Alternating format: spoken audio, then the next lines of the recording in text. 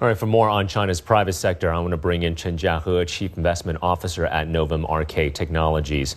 Jiahe, thanks for joining us. I want to ask you about China's private sector and its role when it comes to the country's long-term development, because China aims to become an innovation-led economy. So, Jiahe, how important are private enterprises in this endeavor?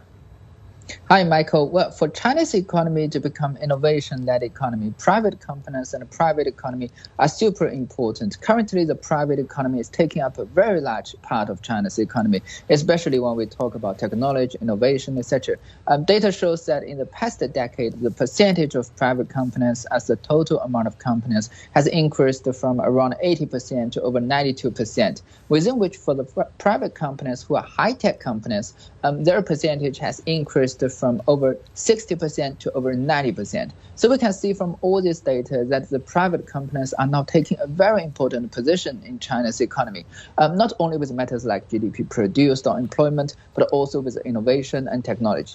Right, so you were just describing there the importance of the private sector towards innovation. Then what are you seeing from policymakers, Jiahe, in terms of creating as conducive of an innovation ecosystem as possible for China's private companies? Well, for a long period of time, China's policymakers have recognized the importance of private companies in the matter of high-tech innovation, etc. So many policies have been set aimed at building the good ecosystem for the private companies. For example, for private companies who are engaging with more innovation, they can have more benefits. They can have lower taxes, more financial subsidy, their employment will be easier, their employees will be more able to get less income tax, more human resource subsidy, etc. Also, the financial market has been providing a lot of support in related areas. Innovation and high-tech companies are easier to get their listing in the stock market, and the stock market wishes to give them higher valuation as well. So there are all sorts of supports that you can see from these details. Right, so the support infrastructure, I guess the incentive mechanisms are there for companies to be innovative if they want to. Jiahe, on the macro front, the policy tone from the country's top leadership recently is decidedly, of course, pro-growth for 2025. So from an even more proactive fiscal policy to moderately loose monetary policy to strengthening unconventional counter-cyclical adjustments and to boosting domestic demand on all fronts. These are all recent policy stances by the leadership. How do you think all of this will impact China's private sector next year? Well, when we look into next year, which is less than 20 days away, we can see the private economy will get a lot of support from the recent policies. Let me try to name a few of them. First and most important, China is putting a lot of effort with boosting the consumption economy, while the private companies compared with SOEs are having a much larger share in the consumption economy. Meanwhile, a similar logic also applies for high-tech sector. China is boosting the growth of high-tech sector, where private companies also have a much larger market share. Finally, in the recent economic meeting, a lot of support has been planned for the property sector. This not only will help many private property developers, but it will also boost the related consumption sector like furniture, home appliances, etc. And there are a huge amount of private companies in these areas. Yeah.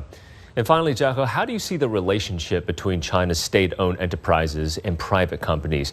Can China's SOEs actually support the development of China's private sector? Well, for the relation between the SOEs and private companies, there is cooperation and there is also competition.